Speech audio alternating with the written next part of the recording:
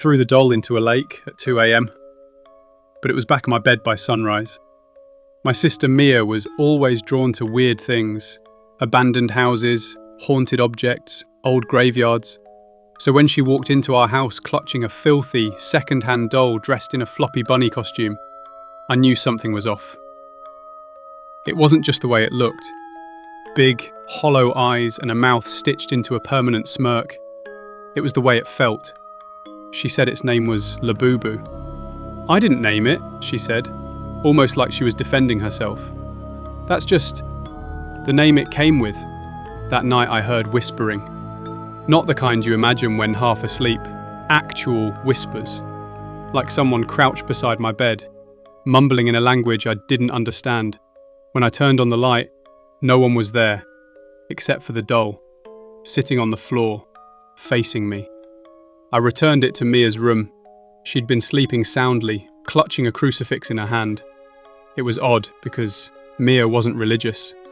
I placed the doll quietly on her dresser and shut the door. But the next morning, it was back in my room, on my desk, propped upright, and next to it were 3 small pebbles, perfectly stacked. I didn't mention it. Maybe Mia was pranking me, but things started getting worse. My bedroom smelled like burning cloth. My laptop wouldn't turn on, though it was fully charged. I heard a child giggle when I was alone at home. Once, I swore I saw someone small dart past the hallway when I was brushing my teeth. Then I found the journal. Mia had started documenting her dreams. Pages and pages of frantic writing, symbols, drawings. She wrote about a creature with long fingers and 100 voices. She wrote about fire, about a house burning down, and a name, Labubu, repeated over and over like a chant. She started isolating herself, wouldn't eat, stopped going to school, just sat with the doll in her lap, whispering, crying sometimes, laughing other times. Her room smelled like sulfur. I had enough. I waited until she was asleep. I took the doll, wrapped it in a plastic bag, drove to a remote lake 20 miles out, and threw it into the water. I even recorded it sinking. I came back home thinking I had fixed everything. I showered, had dinner, and went to bed. But around 4 a.m, I woke up freezing. My blanket was gone, and there it was, Labubu, sitting on my chest, wet, cold, and smelling of the lake. My scream woke Mia. She just stood at the door. Her eyes were glassy. She whispered, "You made him angry." The next night, Mia vanished. No broken windows, no open doors. Her bedroom was untouched, except for the bedsheets, which were soaked in muddy water. Her journal was gone, but the doll was there, sitting in the middle of the room with something new in its hand, a small necklace. The doll shows up wherever I go. Hotel rooms, inside my locked car, on a bench outside my office. I've burned it, buried it, crushed it. It always finds its way back. Every time I try to leave town, I hear a voice in my dreams. You belong to me now. And when I wake up, Labubu is there. It whispered things I never told anyone, things it should never know. I've lived alone for 5 years now, in a modest apartment on the 5th floor of an old building in Philadelphia. Nothing fancy. Small kitchen, creaky floors, leaky pipes. It's not much, but it's quiet. Or, it used to be. It started a few days after my birthday. I came home from work late and found a small black box on my doorstep. No return address, no name. Just a smooth black box, taped shut. I brought it inside, curious. Inside was a single item. A small, strange doll in a worn bunny suit. Its fur was matted and brown, its face pale like porcelain. Big round eyes. A grin that looked almost smug. At first I thought it was a prank from someone at work, but there was no note, no card, nothing. I put it on my kitchen shelf and forgot about it. That night, around 3:12 a.m., I woke up to a noise. Not loud, just A soft whisper. Close.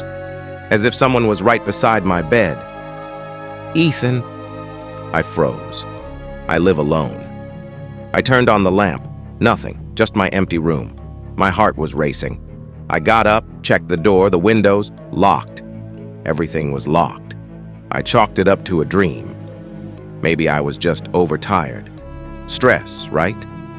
The next night, it happened again. "Ethan." The voice was clearer this time, not a whisper. It was like someone speaking through clenched teeth. Then came the second part. "Your secret is safe." I sat up straight. I hadn't told anyone about that. When I was 16, I'd been in a car accident. A bad one. I was driving with my best friend, Liam. He died, but I lied to the police. Said he was driving. I couldn't afford to get blamed. Not with my future. No one knew. Except that night the doll did. Because when I walked into the kitchen that morning, it had moved. It was no longer on the shelf. It was sitting on the kitchen table, with a piece of paper in front of it. 4 words written in red ink. "I know the truth." I didn't sleep that night. I stayed up with every light on. I watched the doll. It didn't move. But the next morning, my phone was full of static-filled voicemails, each one playing the moment of the crash, the sound of Liam screaming. I checked the files. They weren't recordings I had. They weren't even from my phone number. I tried to burn the doll. I set it on fire in the sink. But the flames just stopped, like they were sucked in. The sink was bone dry. I threw it in the trash. Watched the garbage truck haul it away. 2 hours later, it was back, on my bed. This time, it had something new, a small chain around its neck, with a pendant.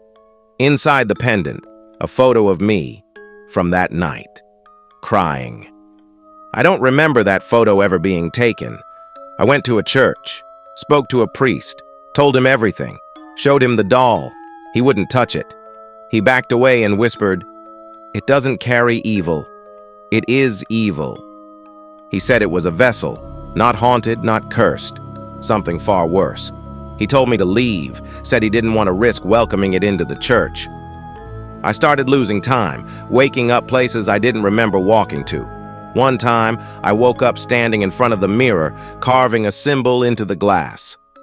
Another time, I found my own handwriting on the wall, pages of it, repeating the words, "Let him speak." The doll began to talk at night, full conversations, asking me questions, begging, demanding, threatening. One night it said, "Confess, or I will." That night, I woke up to a post on my social media account, a full written confession, with pictures, details, things only I would know, but I didn't post it. The next day, my job called. Police showed up. I'm under investigation now. But worse than that, last night I heard something in my closet, scratching, breathing. I opened it slowly, and there, sitting in the darkness, was another doll, another Labubu. And this one was holding something in its lap, a small toy car, Liam's toy car, the one he always kept in the dashboard, the one that burned in the crash. The fire didn't kill the house, something else did. I used to think nightmares were just dreams gone wrong, something your brain stitched together after too much caffeine and bad news. But that changed the day Mia moved into the room down the hall. She was quiet, the kind of quiet that made your skin itch, always scribbling in her little leather-bound journal. She'd hum to herself too, tuneless, soft, like a lullaby that had been played backward. I started noticing things almost immediately. The first was the smell, a thick, acrid scent, like burning fabric. It clung to the corners of my bedroom at night. I assumed it was an electrical issue, until I checked every outlet, every wire, every appliance. Nothing. Still, the smell remained. Then my laptop stopped working. It was fully charged, no signs of damage, but it wouldn't turn on. The screen just flickered once and went black. That same night, as I sat in bed trying to fall asleep, I heard something impossible. A child's giggle, faint and sharp, coming from inside my closet. I live alone.